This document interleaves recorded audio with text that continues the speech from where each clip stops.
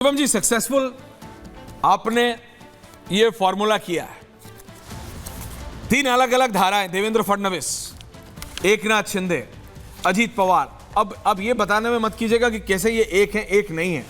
3 अलग अलग धाराओं को आप एक साथ लाते हैं, सरकार तो वो चलाते ही हैं, उसके बाद जनता का समर्थन लेके आते हैं। क्या यही है अब अगली राजनीति? धाराएं डजंट मैटर, नंबर लाओ, जिसका जितना दम है या जिसको जितना समर्थन मिलता है उनको एक साथ लाओ और सरकार बनाओ। और इसमें आपको लगता है आपका फायदा होता है, पार्टियों का, यानी आप मतलब राजनीतिक दलों का, लेकिन क्या जनता का इससे फायदा है या नुकसान? देखिए ऐश्वर्या जी, इस देश में इस समय एक ही नारा, एक ही विचारधारा सक्सेसफुल है और वो है एक हैं तो सेफ हैं।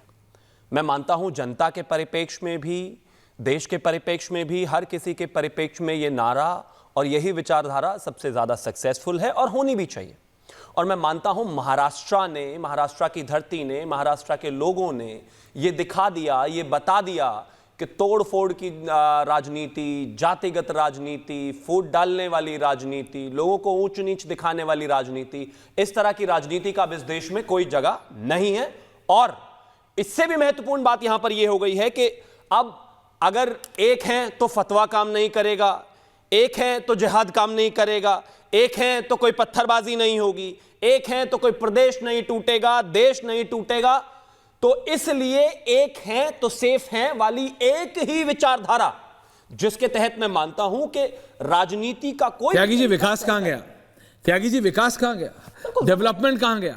नहीं, जनता को विकास चाहिए ना, जनता को डेवलपमेंट चाहिए। आपने कहा था आप विकास की बात करते हैं, आपने कहा था कि आप डेवलपमेंट की बात करते हैं, आपने कहा था ये विपक्ष नहीं करता, आप नौकरियों का वादा किया था, आपने बिजली का वादा किया था, आपने पानी का वादा किया था, आपने सड़क का वादा किया था। अब वो झारखंड आप हारे, महाराष्ट्र आप जीते, हरियाणा आप जीते।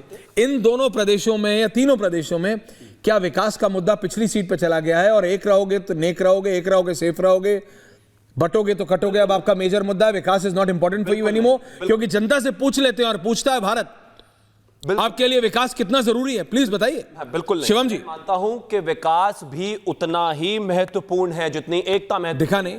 और मानता हूं और जानता हूं और जनता भी इस बात को जानती है, अगर विकासवादी राजनीति ना होती और विकासवादी राजनीति पर भरोसा ना होता तो विदर्भ का वो हिस्सा जहां पर भारतीय जनता पार्टी कभी भी इतनी मजबूती के साथ आगे नहीं आ पाई। आपने अभी देखा होगा कि नोएडा में किस तरीके से किसान आंदोलन को लेकर चीजें थी, लेकिन बावजूद उसके विदर्भ के उस इलाके से भी हमें इतना समर्थन मिला जहां पर किसान। आप जानते हैं कि आरएसएस किस तरह से बाहर आई है? आप जानते नहीं, लेकिन विश्वास, आप जानते हैं कि राष्ट्रीय स्वयंसेवक संघ किस तरह से लाइक नेवर बिफोर, मैंने पिछले 3 इलेक्शंस में ऐसा नहीं देखा है, 24 के जनरल इलेक्शंस में भी आरएसएस इतनी मजबूती से बीजेपी के लिए नहीं निकली जितनी मजबूती से इस बार देवेंद्र फडणवीस के लिए महाराष्ट्र में निकली। लेकिन कांग्रेस 1000 मना कर ले, आप जितना भी सर इधर उधर, दैट्स द रियलिटी। 6000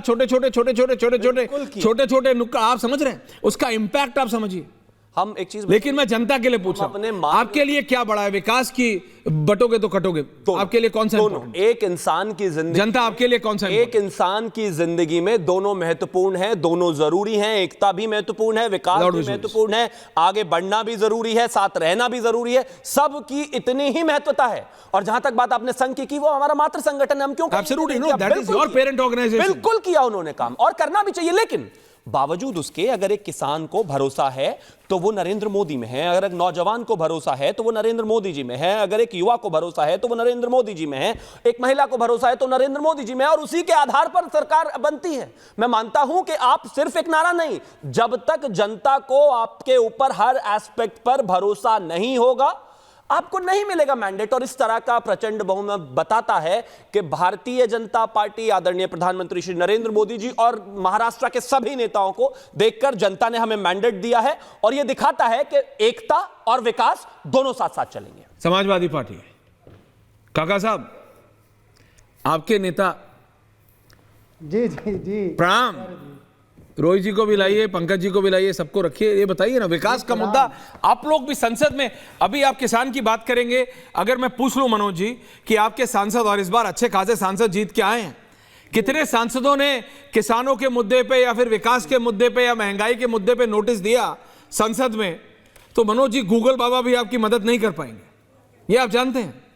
जितना भी अच्छा स्मार्टफोन रख लें, गूगल बाबा कोई फैब्रिकेट तो करेंगे नहीं।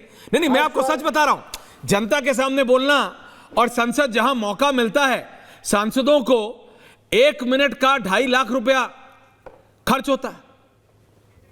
आप समझिए, 1 मिनट का 1.5 लाख, 1 घंटे का 2.5 करोड़, माफी चाहता हूं, 1.5 लाख रुपया।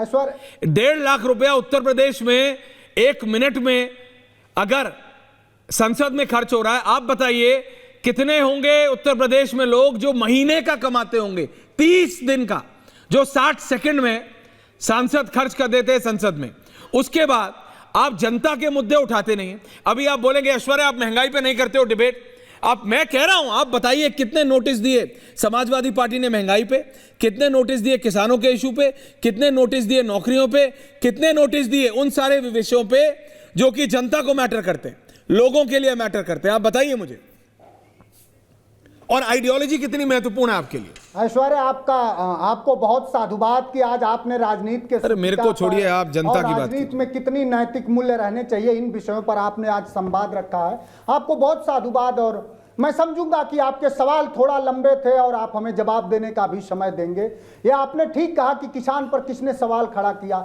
समाजवादी पार्टी एक ऐसा दल है जो भारतीय जनता पार्टी के उन्मादी और विवेकहीन प्रवक्ताओं से अगर पूछेंगे कि इस देश को अगर 100 लाख मीट्रिक टन डीएपी की जरूरत थी तो नरेंद्र मोदी की सरकार जो अपने घूमने के लिए 8,000 करोड़ रुपए के हवाई जहाज और जेट से चलती है, वो सिर्फ रबी के फसल में 35 लाख मीट्रिक टन ही डीएपी क्यों ले आ पाई? उसी से ये सवाल है। और जो महाराष्ट्र का आपका सवाल है, ठीक सवाल आपका है। एक साथी ने कहा कि तोड़ फोड़ वाली राजनीति नहीं चलेगी। साथी का इतना स्मृति लोप हो जाएगा, पार्किंसन की बीमारी तो होगी नहीं। महाराष्ट्र में किसने तोड़ फोड़ किया? आप ब्लेम गेम शुरू कर दे रहे हैं। शिंदे क्या भारतीय जनता पार्टी के? ब्लेम गेम मत कीजिए काका जी, लार्जर पिक्चर पे बात कीजिए। तोड़ की माहिर अगर कोई काका जी, क्या ये नई राजनीति है? ये कौन नहीं जानता है कि नहीं? ऐश्वर्या थोड़ा समय दीजिए। ये बिल्कुल नई राजनीति है, क्योंकि भारतीय जनता पार्टी किसी भी तरह का कोई लोकतांत्रिक मर्यादा और महत्व और लोकतंत्र को वो। आप क्या कर रहे थे जब आप बहन जी के साथ जुड़े थे? चूंकि महाराष्ट्र आपका एक्सपेरिमेंट फेल हुआ, इनका सक्सेस हुआ। मैं पूछ रहा हूं, सुन लीजिए। ऐश्वर्या बोलते रहिए दादा, आप ही से बोल रहा हूं। मैं आपके सारे सवाल ले रहा हूं, आप पूछिए ना।